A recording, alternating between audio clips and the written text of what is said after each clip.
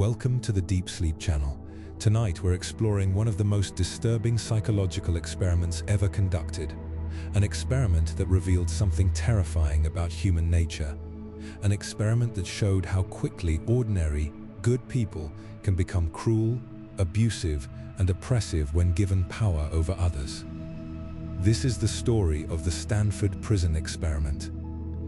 In the summer of 1971, a psychologist named Philip Zimbardo gathered a group of college students. These were normal students.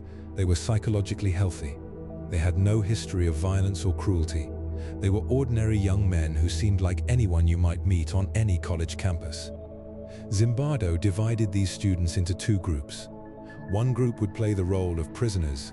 The other group would play the role of guards. They would participate in a simulated prison for 2 weeks. The experiment was designed to study how people behave when given roles of power and powerlessness. But something unexpected happened. The experiment descended into chaos. The guards became brutal and sadistic. The prisoners became traumatized and broken. The experiment had to be stopped after only 6 days because the situation had become too dangerous, too cruel, too disturbing. What happened during those 6 days would challenge everything we believe about human nature. It would suggest that evil is not something that lives in certain people.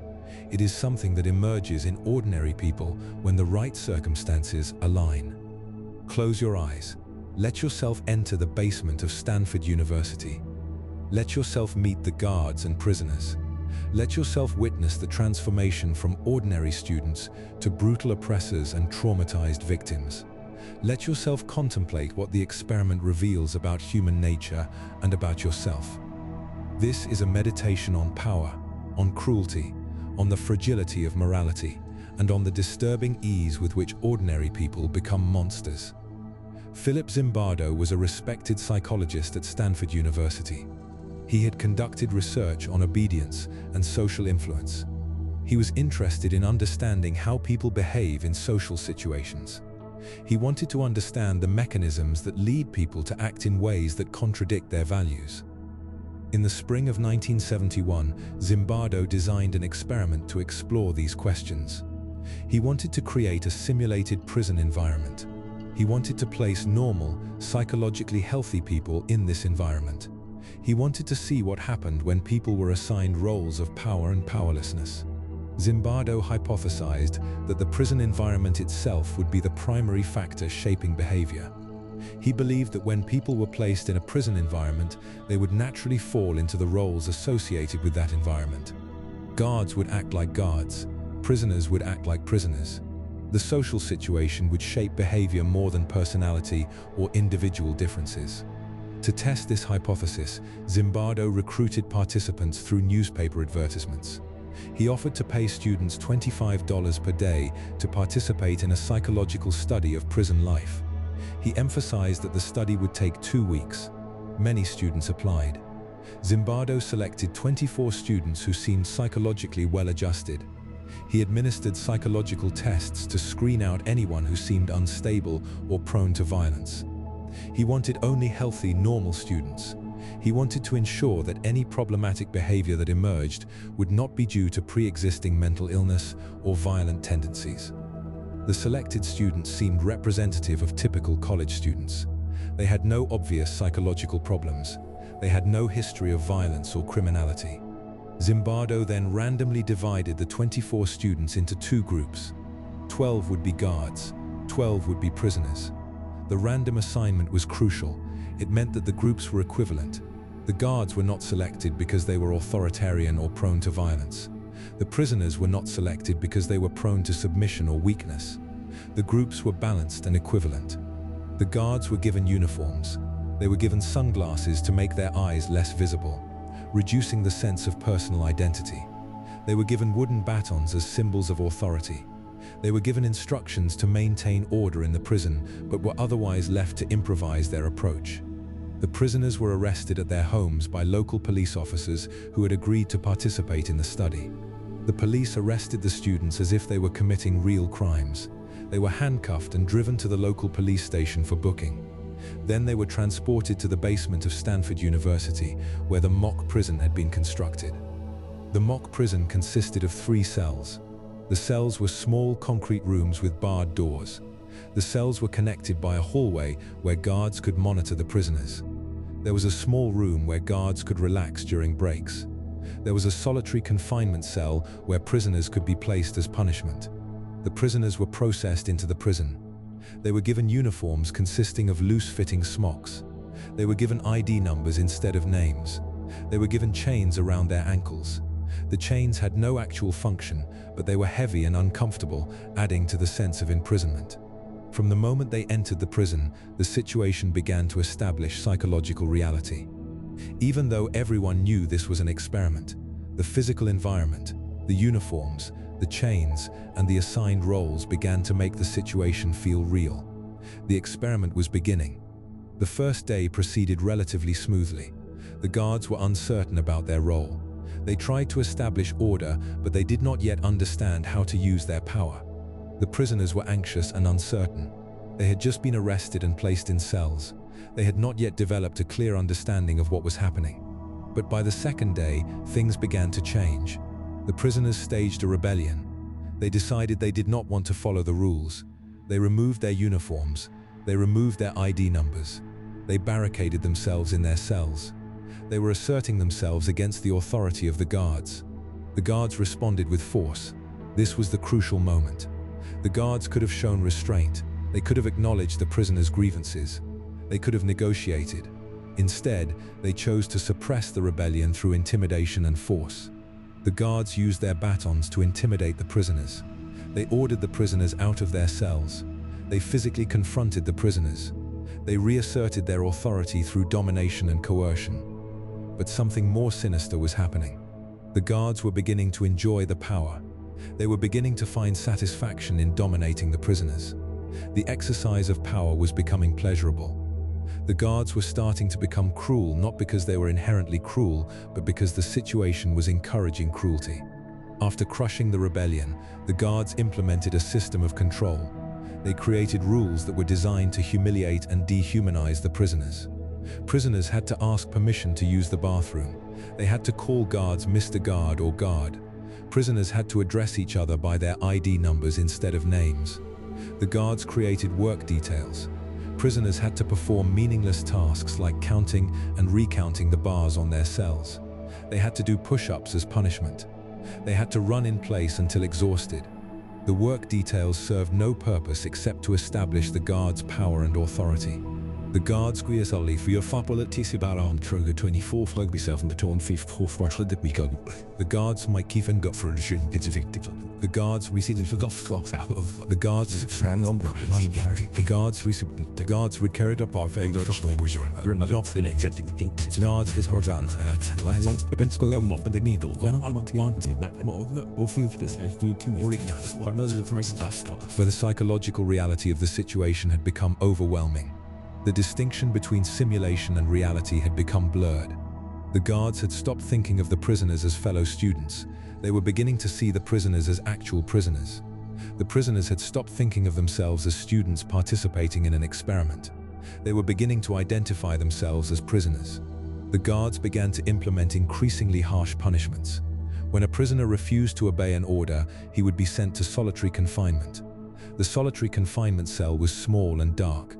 Prisoners in solitary would experience complete sensory deprivation for hours at a time. The guards also began to engage in psychological manipulation. They would tell prisoners that their release had been denied. They would create competition between prisoners, telling one prisoner that another had betrayed them. They would arbitrarily change rules to keep prisoners confused and anxious. The prisoners were not physically harassed or beaten, but the psychological abuse was severe. The constant humiliation, the loss of privacy, the loss of personal identity, the loss of control over their own lives, the arbitrariness of punishment, and the total authority of the guards were creating a state of psychological trauma. One prisoner became so distressed that he had to be released from the experiment early. He experienced what seemed like a nervous breakdown. He became emotionally distressed, confused, and unable to function.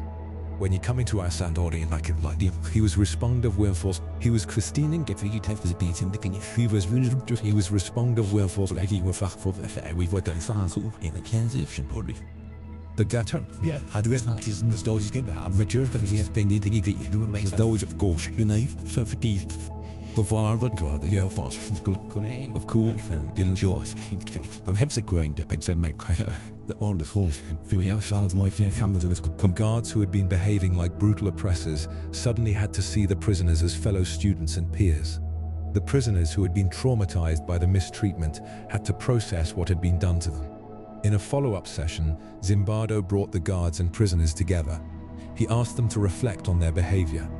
The guards seemed shocked by the extent of their own cruelty.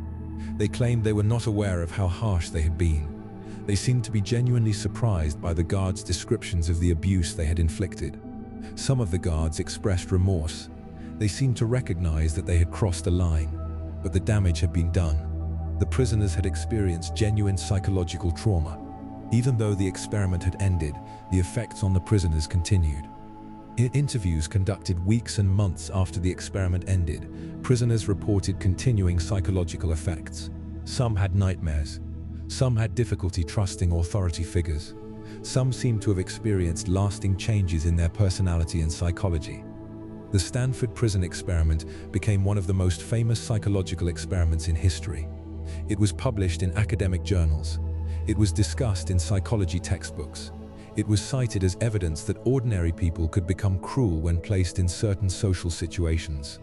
The experiment was presented as a demonstration of how the situation shapes behavior more than personality. It seemed to suggest that evil is not something that lives in certain people, but something that emerges in ordinary people when the right circumstances align. But the experiment also became controversial. Critics argued that Zimbardo had not run a neutral, objective experiment. Critics argued that Zimbardo had actively encouraged the guards to abuse the prisoners. Critics argued that the situation was not a realistic prison environment, but a situation that Zimbardo had deliberately created to produce a particular result. Some critics pointed out that not all guards had behaved equally. Some had been more brutal than others. This suggested that personality did matter. If the situation alone determined behavior, all guards should have behaved similarly. The fact that they did not suggested that individual differences in personality and morality were also playing a role. In recent years, new information has emerged about the Stanford prison experiment. Researchers have gone back and re-examined the original recordings and interviews. They have discovered that Zimbardo may have been more involved in encouraging the abusive behavior than was previously known. In one recording, Zimbardo can be heard coaching the guards, suggesting ideas for how to make the prisoners' experience more difficult and humiliating. Zimbardo appears to have been actively directing the experiment toward the outcome he wanted to demonstrate. This revelation has changed how the Stanford prison experiment is understood. Rather than a neutral demonstration of how situations shape behavior, the experiment can be seen as a deliberately constructed scenario where Zimbardo encouraged and guided the guards toward abusive behavior. This does not mean that the experiment shows nothing about human nature. It still shows that ordinary people can be led toward cruelty if encouraged to do so. It still shows that power can corrupt even in short periods of time. It still shows that people can rationalize cruelty and abuse. But it also suggests that the experiment was not as straightforward as it initially appeared. Zimbardo's involvement in shaping the guards' behavior meant that the experiment was not simply observing how situations shape people. It was also demonstrating how authority figures can encourage and guide people toward cruelty. Let's contemplate what the Stanford prison experiment reveals about human nature, keeping in mind these complexities and criticisms. First, the experiment shows that ordinary, psychologically healthy people can engage in cruel and abusive behavior. The guards were not selected because they had violent tendencies or authoritarian personalities. They were normal students, yet they engaged in behavior that was abusive and cruel. This suggests that cruelty is not something that only exists in certain people. It is something that ordinary people are capable of under certain circumstances. Second, the experiment shows that the assumption of power and authority can lead to abusive behavior. When the guards were given authority over the prisoners, they began to use that authority in abusive ways. They had permission to maintain order, but they went far beyond what was necessary. They began to humiliate and degrade the prisoners for no purpose other than to exercise power. Third, the experiment shows that people often rationalize their own behavior. The guards did not see themselves as cruel or abusive. They saw themselves as doing their job. They rationalized the harsh treatment of prisoners as necessary for maintaining order. This suggests that people are capable of engaging in harmful behavior while convincing themselves that what they are doing is justified and appropriate. Fourth, the experiment shows that once people adopt a social role, they can become deeply identified with that role. The guards began to see themselves as guards. The prisoners began to see themselves as prisoners. The distinction between the real identity and the role identity became blurred. People began to act consistently with their adopted role, even when that role involved harmful behavior. But we must also recognize the limitations and problems with the Stanford prison experiment. The experiment was not an objective observation of human nature. It was a constructed situation where the experimenter actively encouraged the guards toward abusive behavior. The situation was not a realistic prison environment. It was a simulation created for a specific purpose. The guards were not simply responding to the situation. They were being directed and guided toward a particular outcome. Some guards did not engage in the most extreme forms of abuse. Some guards seemed uncomfortable with the cruelty. This suggests that individual personality and morality did play a role, despite the experiment's suggestion that situation was paramount. The prisoners were not simply victims of circumstances. They were traumatized by treatment that was genuinely abusive. But they also had some agency. Some prisoners resisted. Some prisoners tried to maintain their dignity. Some prisoners refused to fully internalize the prisoner role. The experiment also raises serious ethical questions. Was it ethical to deliberately create a situation designed to traumatize people? Was it ethical to encourage guards to engage in abusive behavior? The answer is clearly no. By modern standards, the Stanford prison experiment would be considered unethical and would not be approved by institutional review boards. So what does the Stanford prison experiment really tell us about human nature? Perhaps the most honest answer is that it tells us something, but not exactly what Zimbardo initially claimed. The experiment shows that ordinary people are capable of engaging in cruel and abusive behavior. It shows that power can corrupt. It shows that people can rationalize cruelty. It shows that social roles can shape behavior. But the experiment also shows that these are not deterministic laws of human nature. Individual differences matter. Personality matters. Morality matters. Not all guards engaged in the most extreme forms of abuse. Not all prisoners became completely broken. Not all people respond to power by becoming cruel. The Stanford prison experiment is perhaps best understood as a demonstration of how psychology works in a constructed situation with an experimenter actively shaping the outcome. It is a demonstration of how people can be led toward cruelty if encouraged to do so. It is a demonstration of how social roles can shape behavior. But it is not proof that ordinary people will inevitably become cruel in any situation where they have power over others. The most important lesson from the Stanford prison experiment may not be about how ordinary people become monsters. Instead, it may be about how easily we can construct situations where cruelty emerges. It may be about how power can be used to encourage harmful behavior. It may be about how social structures can amplify cruelty and abuse. In real prisons, there are structural factors that encourage cruelty. Guards have significant power over prisoners. There is little oversight of what happens inside prisons. Prisoners are dehumanized through the prison system. These factors create an environment where abuse is more likely. In authoritarian governments, there are similar structural factors. Authority figures have power. There is little oversight. Groups of people are dehumanized. These factors create an environment where cruelty and atrocity are more likely. The Stanford prison experiment suggests that we should be cautious about creating situations where some people have absolute power over others. We should be cautious about dehumanizing groups of people. We should be cautious about creating structures where cruelty is more likely. The Stanford prison experiment also raises questions about authority and responsibility. Zimbardo was the authority figure in the experiment. He had responsibility for what happened. Even though the guards were making the immediate decisions to abuse the prisoners, Zimbardo was creating the situation that encouraged this abuse.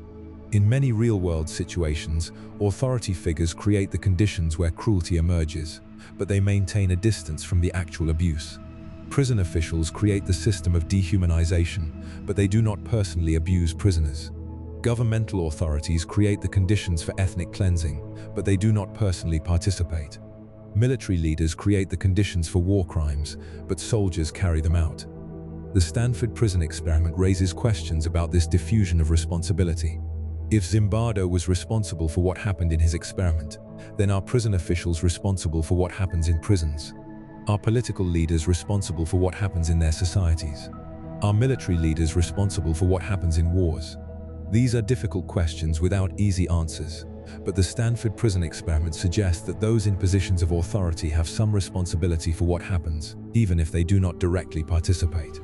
There is also a disturbing element to how the Stanford prison experiment has been used in popular culture and education. The experiment is often cited as evidence that ordinary people will inevitably become cruel if given power. This can be used to justify certain approaches to social organization. Some people have used the Stanford prison experiment to argue that strong authority is necessary to control human nature.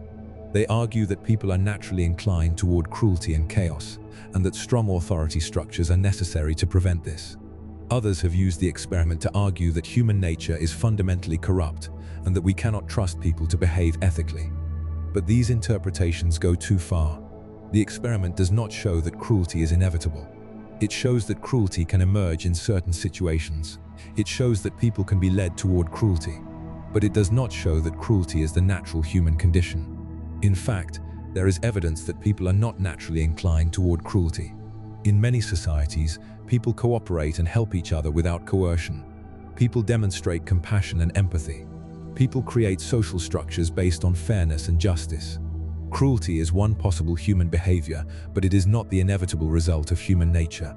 As we drift into sleep, contemplating the Stanford prison experiment, we contemplate several profound truths.